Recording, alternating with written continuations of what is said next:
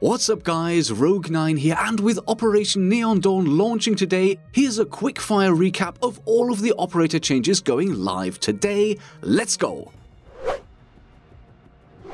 Hibana is getting a mini rework that allows you to switch her X-Kairos launcher from 6 to 4 or even 2 pellet groups. This will make your 18 pellets stretch much further than before.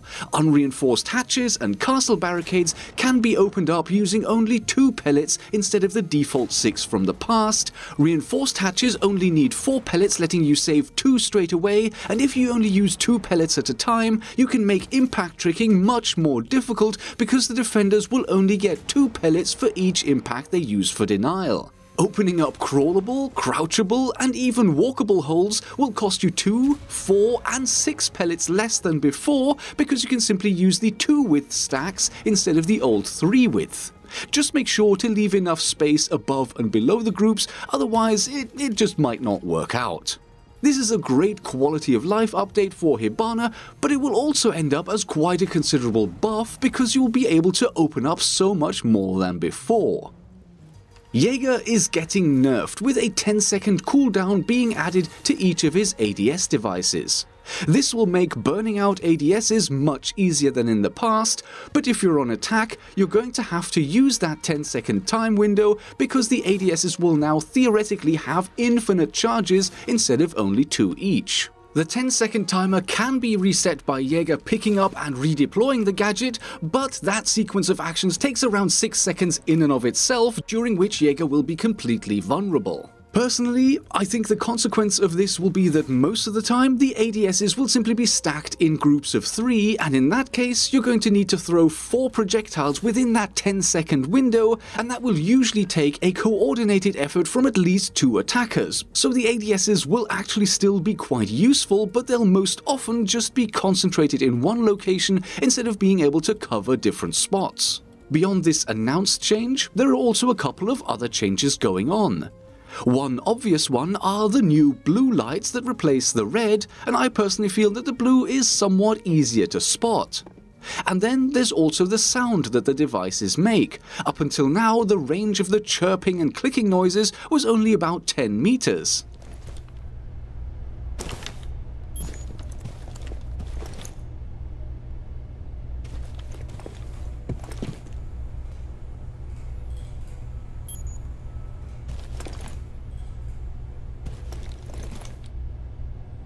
But with the new update, those sounds will travel twice as far, making it far easier for attackers to know where to expect the ADSs.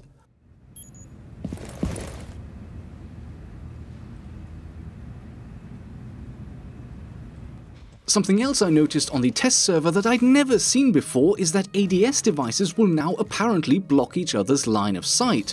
One of the 3 devices was still active, but failed to catch my smoke grenade here. Not sure if that's new or not, but it definitely is going to be a thing going forward. And finally, there is also a change to the interaction between Jäger and Wamai. With the new season, if a Wamai disc pulls a projectile into the range of an ADS, then the ADS also gets triggered, and the attackers basically get a 2-for-1 deal. This didn't happen until now, so this is another little hidden nerf to be aware of. And since we're talking about Wamai, he is losing 1 of his magnets and will now only have 4 instead of 5, which is of course a nerf, but at the same time, the explosion effect of his discs is being removed, which will make them a little easier to use. If you put them too close together, or if you put your magnet too close to another fragile defender gadget, from now on any non-explosive projectile like stun grenades or smoke grenades will be caught by the Wamai, but other gadgets around it will be safe. Final nerf to Wamai is that he is losing his deployable shield and gaining impact grenades instead. Echo is getting a massive nerf in that his drones will no longer be able to cloak when attaching to a ceiling, which will make them much easier to spot, and then there's also of course the blue lights when the drone is in use. This means that Echo will need to be far more active in the use of his drones, and to help with this, his barbed wire is being switched out for a deployable shield. Ashe is being changed to be less of an entry fragger and more of an anti-utility operator, with the addition of 1 extra breaching charge, 3 instead of 2, but the loss of stun grenades, which are being swapped for claymores. Also, the damage of the breaching grenades is coming down from 90 to 50, at least on paper, because as I've demonstrated in the past, even rubbing your face right up in these charges never really did a reliable 90 damage anyway, and it won't do a reliable 50 damage now either. Twitch is gaining stun grenades in exchange for her breaching charges in order to make her a little bit more appealing in the current utility-driven meta, and the hope is that this will revive her pick rate a little after all of the recent nerfs turned out to be just a little bit too effective.